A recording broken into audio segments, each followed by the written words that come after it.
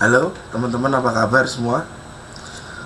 Harusnya video ini tayang Jumat kemarin, ya, Jumat kemarin minggu lalu, tapi mohon maaf karena kebetulan saya sendiri lagi ribet minggu kemarin.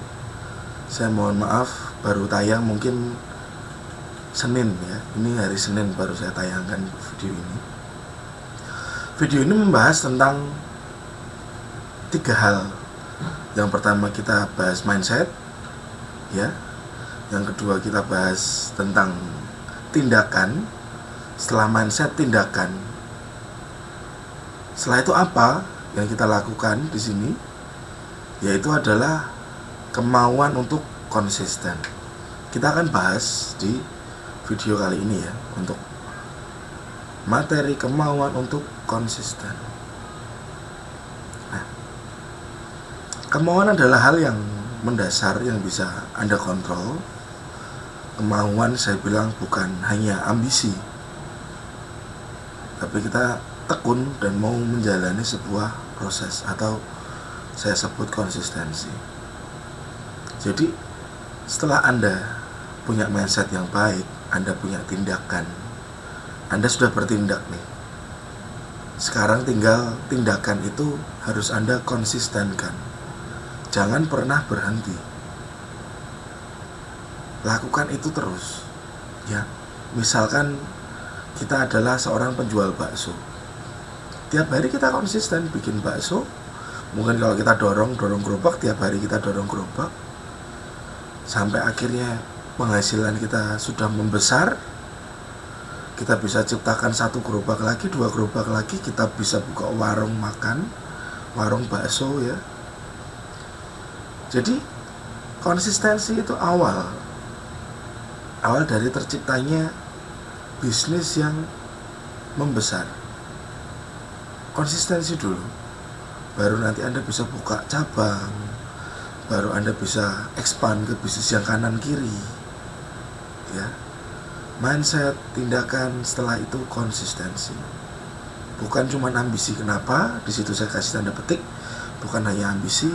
Karena saat Anda berambisi dan ambisi Anda itu tidak sampai atau tidak terrealisasi, Anda akan drop. Itu yang tidak saya harapkan. Jangan begitu berambisi, tapi yang penting Anda konsisten. Oke? Kita ke next slide. Nah, konsistensi dalam menjalani sebuah proses belajar atau menginvestasikan waktu untuk mengembangkan diri Anda. Tindakan tidak akan berlangsung konsisten tanpa sebuah kemauan yang kuat. Ya. Tindakan, mindset, tindakan tidak akan berlangsung konsisten tanpa sebuah kemauan yang kuat.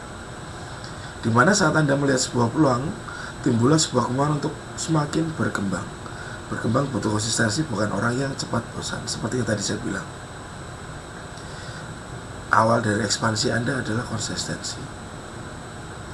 Anda sudah punya ini, Anda punya hal A, dan hal itu Anda lakukan terus, Anda bisa kembangkan lagi.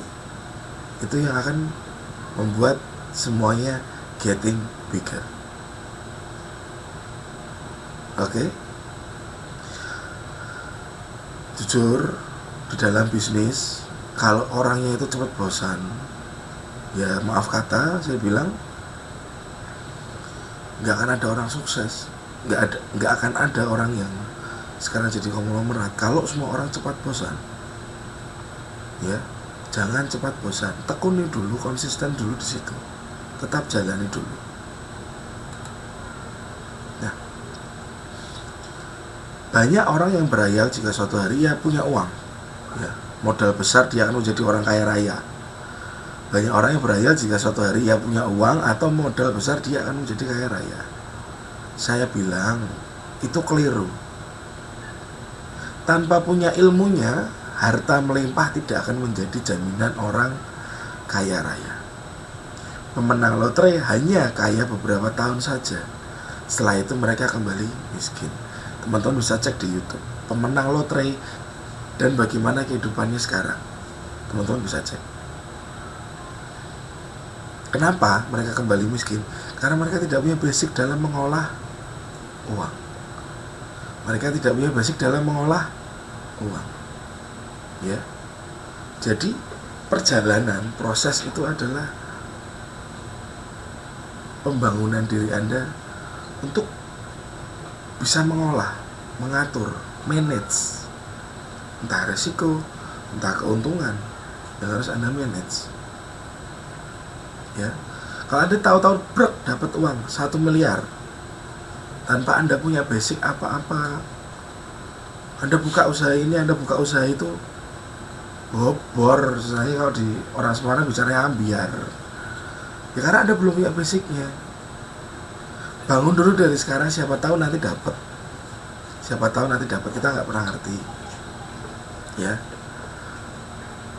semoga materi ini membantu ya buat teman-teman ya yang berpikiran kadang-kadang begini begitu ya. Nah, next saya kasih contoh, ini contoh aja, nggak ada maksud untuk menggurui, nggak ada maksud menyinggung pihak manapun ya. Coba teman-teman bisa lihat ya, pensiunan PNS pejabat yang dulu mereka waktu kerja mereka kuat ya secara finansial, maybe mungkin mereka setelah pensiun mereka lemah, jadi kadang-kadang mereka malah mengalami yang disebut dengan post power syndrome ya. Salah satu penyebabnya adalah mereka tidak terbiasa mengolah uang, mereka tidak biasa mengolah uang, tetapi mereka dibayar karena pekerjaan mereka yang mempunyai limit dari segi usia. Karena apa? Pekerjaan mereka mengenal yang disebut dengan pensiun. Ya. Pejabat, pegawai PNS, mereka punya limit sampai mereka nanti pensiun. Mungkin mereka kurang mempelajari cara untuk mengolah apa yang mereka peroleh. Jadi karena terbiasa ada pemasukan tiap bulan, kadang-kadang mereka terlena, mungkin tidak nabung atau apa, tidak berinvestasi. Berpikir ada beberapa orang yang berpikiran nanti waktu pensiun saya dapat duit banyak, tapi duit banyak itu juga mereka nggak bisa ngolahnya. Jadi saya saran deh buat teman-teman, siapapun Anda, PNS atau bukan, entrepreneur atau siapapun, saat Anda kerja swasta pun, coba Anda mulai mengolah uang Anda. Anda bekerja sambil olah uang Anda. Make your own business, apapun itu bentuknya. Bisnis online boleh, bisnis trading boleh, bisnis apalah yang bisa Anda kerjakan, yang bisa untuk pijakan nantinya after Anda harus retire. Ada juga setelah pensiun secara keuangan malah makin kuat karena mereka sudah terbiasa mengolah bisnis atau keuangannya. Karena setelah pensiun kan mereka jadi 100% ya mengolah bisnis dan keuangannya mereka sendiri ya. Jadi semakin up itu keadaannya, makin hebat, makin kuat. Ini saya nggak ada menyudutkan apapun, ini cuma pembelajaran saja. Jadi jangan sampai saat Anda bekerja, Anda lupa meluangkan sebagian penghasilan Anda untuk investasi atau berbisnis. Ya, bisnislah yang Anda bisa ketahui juga. Jangan Anda pasrahin orang, berbahaya. Oke? Nah dalam trading sebenarnya yang Anda lakukan adalah mengelola modal kecil menjadi besar. Ya, Anda coba dulu dengan $100, $200 kok kelola. Anda bisa mengelolanya, tambahin. Anda bisa mengelolanya lagi, tambahin lagi. Tabung ke situ terus. Dikompon. Enggak apa-apa dari dikit. Ya, enggak apa-apa. Enggak masalah. Itu kembali lagi proses. Lupakan menang dari lotre, lupakan uang jatuh dari langit, lupakan nembus 4 angka. Mulailah untuk konsisten dan berproses di dalam tujuan Anda. Tidak hanya trading, tapi segala usaha yang Anda lakukan sekarang ini. Ya.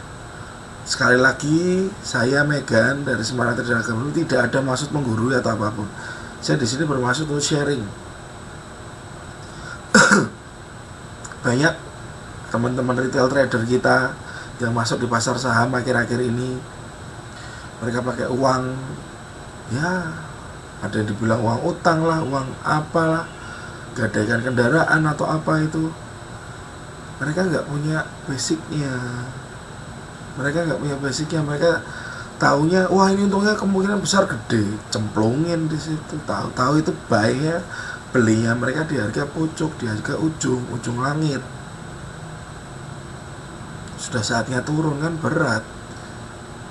Big playernya pada taking profit, retail tradernya yang nyangkut. Jadi saran saya, kembali lagi, mindset dibenerin dulu, ambil tindakan, konsistensi dilakukan. Jangan pernah Anda masuk ke sebuah instrumen bisnis atau investasi tanpa Anda mempelajarinya dahulu. Seperti bunuh diri. Apalagi Anda titip dana, itu coba deh dipikirkan lagi, sekali lagi dipikirkan lagi. Anda harus ngerti dulu cara memanage resikonya bagaimana, dan Anda harus tahu juga cara mereka menghandle uang Anda itu diapain, ya. Semoga materi ini bermanfaat, materi konsistensi. Next materi akan saya bahas tentang modal dari trading. Oke? Thank you. Sukses selalu buat teman-teman di sini. Jaga kesehatan dan God bless.